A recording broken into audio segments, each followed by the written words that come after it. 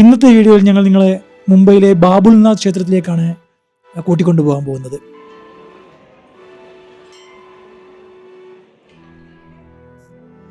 ബാബുൽനാഥ് ക്ഷേത്രത്തിൻ്റെ ചരിത്രം 12-ാം നൂറ്റാണ്ടിലാണ് ആരംഭിക്കുന്നത്. ഈ ക്ഷേത്രം ശിവഭക്തർ നിർമ്മിച്ചതാണ് എന്നാണ് വിശ്വസിക്കപ്പെടുന്നത്. പ്രധാന ശിവലിംഗം ഇവിടെ സ്ഥാപിക്കപ്പെട്ടിട്ട് നിരവധി ശിവഭക്തർ ഇവിടെ ആരാധനയ്ക്ക് എത്താറുണ്ട്.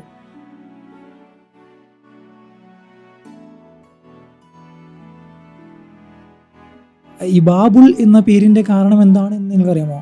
ബാബുൽ വൃക്ഷങ്ങളാണ് ഈ സ്ഥലത്ത് ആ സമയത്ത്, അതായത് മുൻകാലത്ത് ഇവിടെ ഉണ്ടായിരുന്നത് ബാബുൽ എന്ന പേരുള്ള വൃക്ഷങ്ങളായിരുന്നു. അപ്പോൾ അതിൻ്റെ ഒരു ഇതിലാണ് ഈ ബാബുൽ നാഥ് ടെമ്പിൾ എന്നുള്ള പേര് വരാനുള്ള കാരണവും. ബാബുൽ എന്ന് പറഞ്ഞാൽ വൃക്ഷങ്ങളായിരുന്നു.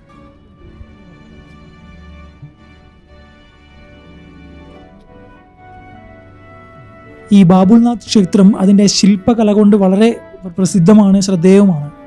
അത് ഈ വീഡിയോയിലുടനീളം നിങ്ങൾക്ക് കാണാൻ വേണ്ടി പറ്റും. ഇവിടുത്തെ ശിലയിലുണ്ടാക്കുന്ന വൈദഗ്ധ്യമൊക്കെ നമുക്ക് ഈ വീഡിയോയിൽ ഉടനീളം കാണാൻ വേണ്ടിയിട്ട് സാധിക്കും. ഈ ക്ഷേത്രത്തിലെ ശില്പങ്ങൾ പ്രാചീന ഭാരതത്തിൻ്റെ കലാപാരമ്പര്യത്തെ പ്രതിഫലിക്കുന്നുണ്ട് എന്ന് പറഞ്ഞാൽ പോലും തെറ്റു പറയാൻ വേണ്ടി പറ്റില്ല. പല സ്ഥലങ്ങളിൽ നമുക്കത് കാണാൻ വേണ്ടിയിട്ടും പറ്റും.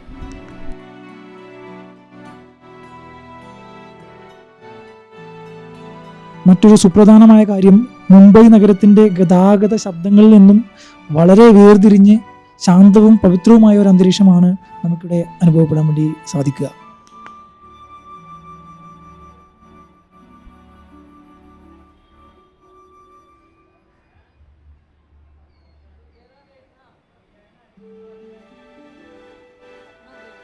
ഇവിടെ എല്ലാ ദിവസവും രാവിലെ മുതൽ രാത്രി വരെ പൂജകൾ നടക്കുന്നു. ശിവരാത്രികളിലും മറ്റു പ്രധാനപ്പെട്ട പൂജാ ദിവസങ്ങൾ ഇവിടെ വലിയ ആഘോഷങ്ങളായി ആചരിക്കപ്പെടുന്നു. ക്ഷേത്രത്തിലെത്തുന്ന ഓരോരുത്തർക്കും മനസ്സിലൊരു ശാന്തതയും ദൈവികമായ അനുഭവവും ലഭിക്കുന്നു. വിദേശികളും ഇന്ത്യൻ സന്ദർശകരും ഒരേപോലെ ഇവിടെ ദർശനം നടത്തുന്നതായിട്ടും നമുക്ക് കാണാൻ വേണ്ടി പറ്റും.